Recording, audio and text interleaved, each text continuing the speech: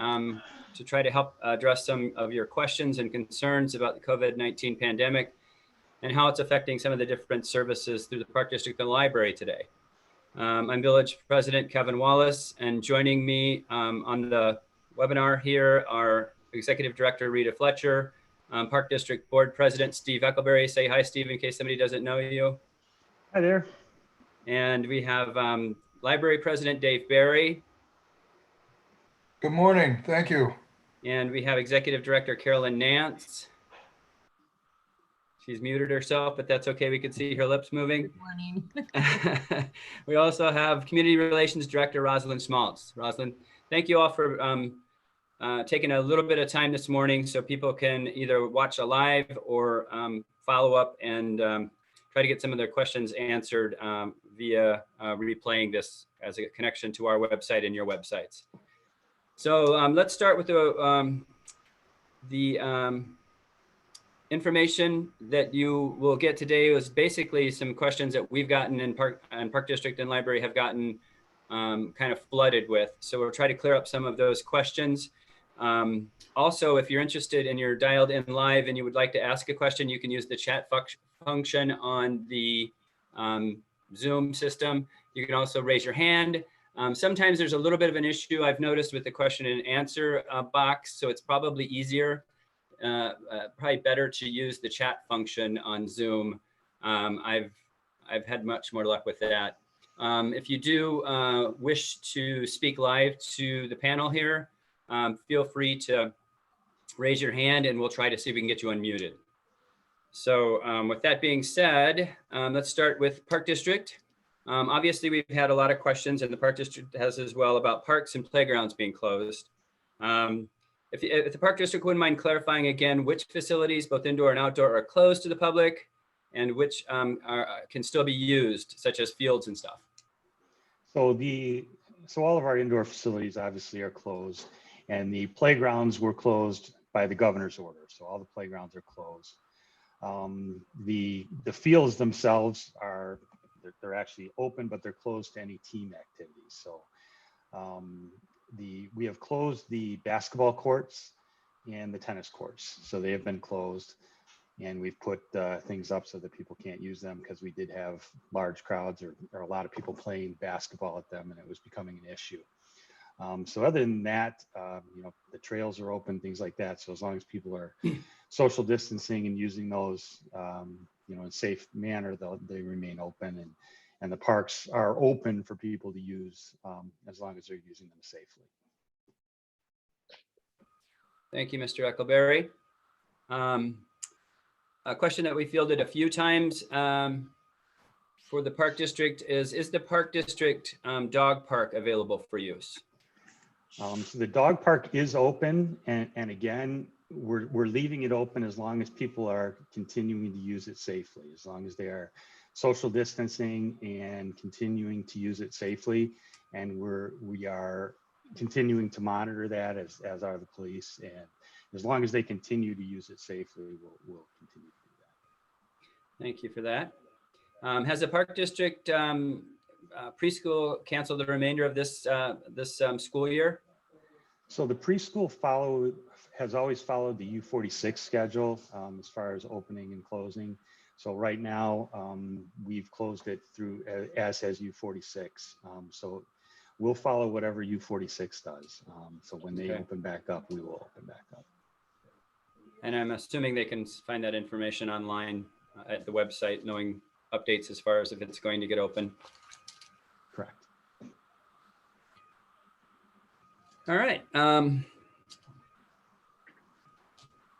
So another Park District question that I know I've gotten from some residents. I know that one-time events have been canceled, obviously, through the beginning of May.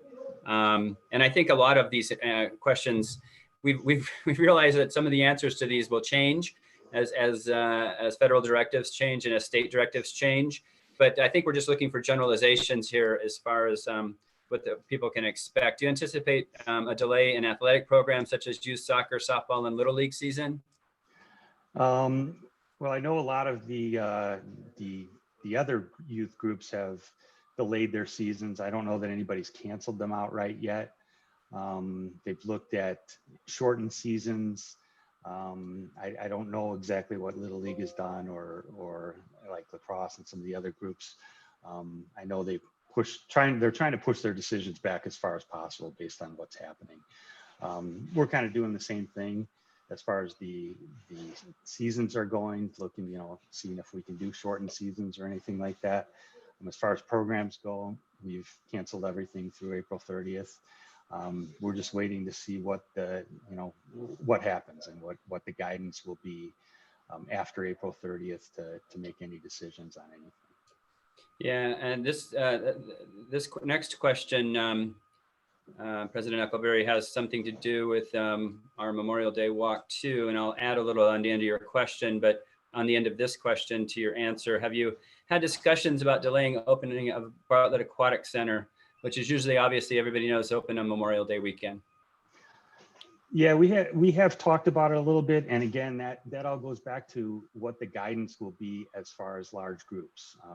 We don't know, and I know that the governor's talked about it in his press conferences. Is he doesn't know what that guidance will be too, as to what the large groups will be, what they will allow as far as large groups. So we really have to wait and see what that guidance will be, and what they will allow for large groups. And we just have to wait for that guidance to know what we will be allowed to do, and we will base our decisions off of that. Yeah, I'll piggyback on the Memorial Day. As everyone knows, we have a Memorial Day walk. Staff had posed some potential cancellation of that already, and I can tell you, I believe it's better to wait. Things are happening so quickly now. Is there a plateau? Is there not? Is the state of Illinois flattening out? Is it not?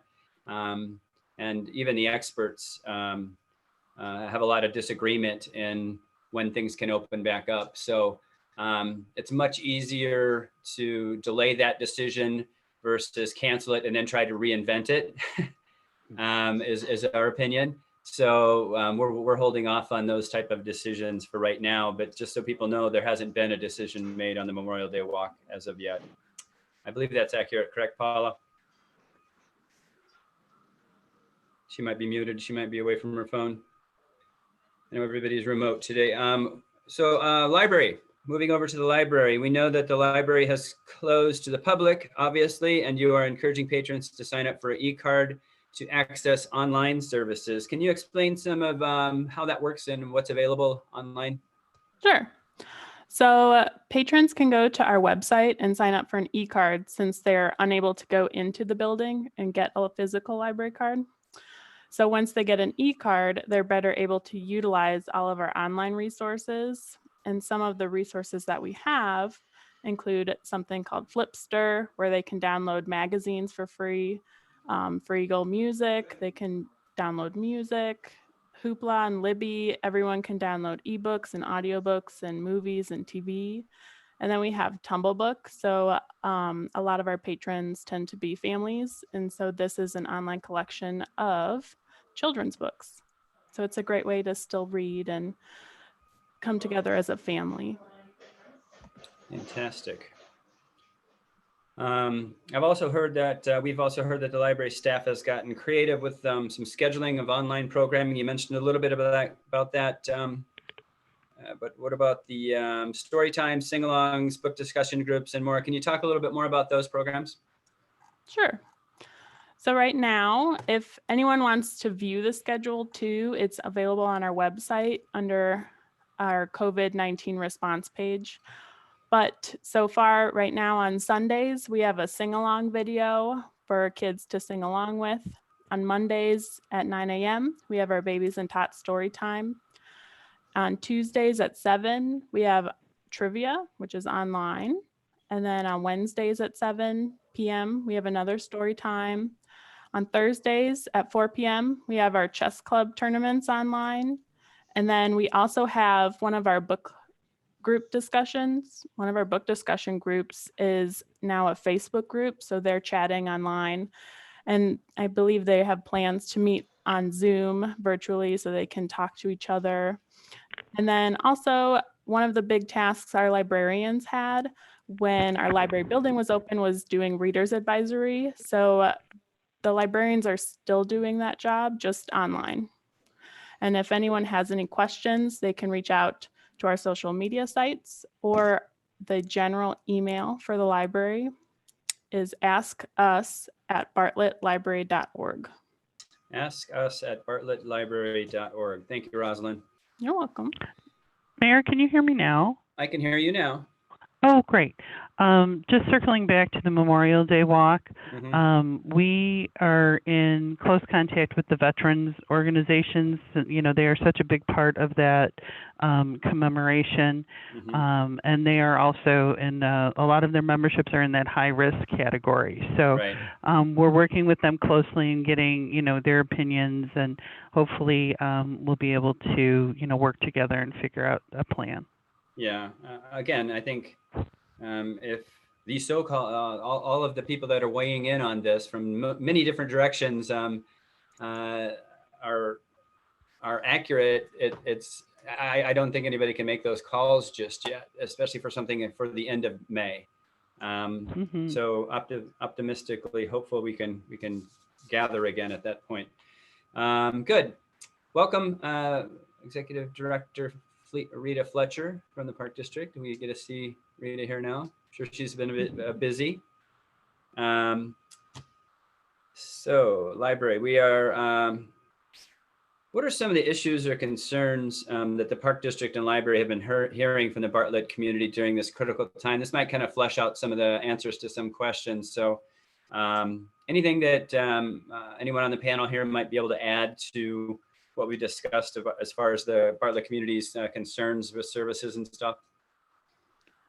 Something that people keep asking us on social media is about our book drop. So when people want to return items, they have a book drop at the back of the building where they can slide it into a slot, but that is closed as when the building is closed. So people are just keeping all of their checked out materials at home. And then once we get them back, when the library reopens, we're working on how we can disinfect and quarantine those items so that they're safe for public use again. Good. And I'm assuming they don't have to pay that fine. No. Nope. Good. Anything from the Park District? Any other concerns that maybe have come up that we haven't spoken about here? I know obviously the tennis court and basketball hoops were a bit of a concern, and the day after the village said that it was, our police department said it was open for shooting hoops. We had unfortunately some folks that kind of ruin it for everyone, which I really would strongly encourage people not to do that, even if at the dog parks and stuff. Just be cognizant of what we're supposed to be doing as residents right now. So some of the few things that we can keep open, like the trails and the Park District Dog Park, we can remain, those places can remain safe and open. Anything else from the Park District at all? Big concerns? I think you got it all. Okay.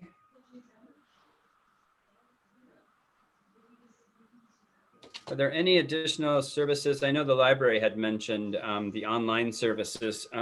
Does the Park District putting together anything virtual or anything online that people might want to know about?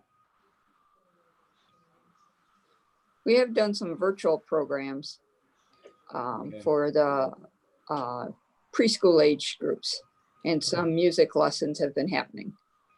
That's great. And they can access that through your website? Yeah, the instructors, different instructors have been reaching out to the kids that have been in the different programs and setting things up through them.